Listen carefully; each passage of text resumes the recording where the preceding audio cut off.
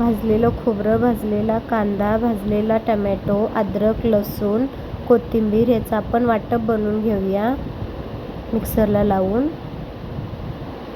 तर कांदा आणि टमॅटो अगदी थोडंसं तेल घालून पहिला कांदा परतून घ्यायचा आणि मग टमॅटो परतून घ्यायचा.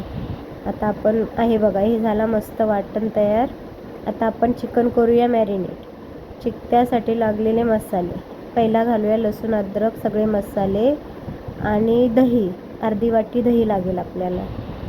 ते चिकन पूर्ण हे व्यवस्थित अगदी एकजीव करून घेऊया. मसाले अगदी व्यवस्थित त्यांना लागले पाहिजे आणि किमान अर्धा तास तरी ठेवूया त्याला मॅरिनेट होण्यासाठी. आता आपण लागूया चिकन करायच्या तयारीला. एक कढाईमध्ये 4 चमचे तेल घालून घेऊया. तेल अगदी व्यवस्थित गरम झाला की नाही त्यात घालूया अख्खा मसाला. मग घालूया आपण जो ग्राइंड केलेला मसाला आहे ना, जो आपण कांदा, लसूण वगैरे त्याचं आपण आता वाटप घालून घेऊया तेलामध्ये.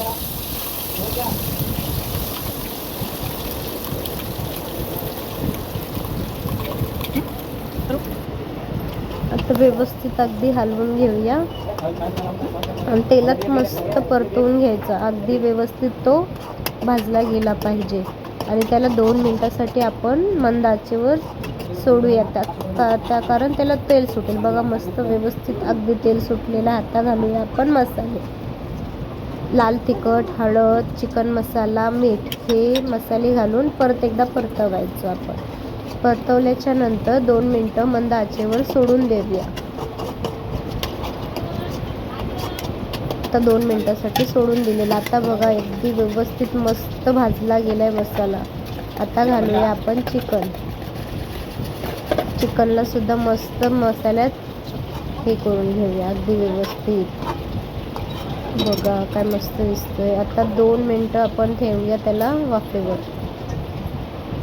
वर पाणी घाला कारण लवकर वाफ येईल त्याचं. अगदी व्यवस्थित मस्त वाफलेलं आहे बघा आणि तरी पण खूप मस्त सुटलेली आहे त्याला.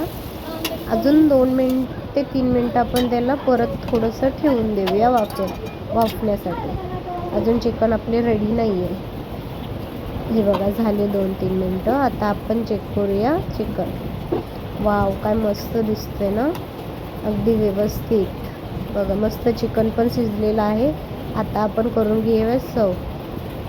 तुम्ही हा चिकन चपाती भाकरीबरोबर सुद्धा खाऊ शकता, पण मला भाताबरोबर खूप आवडतो म्हणून मी भाताबरोबर सर्व केलेला आहे.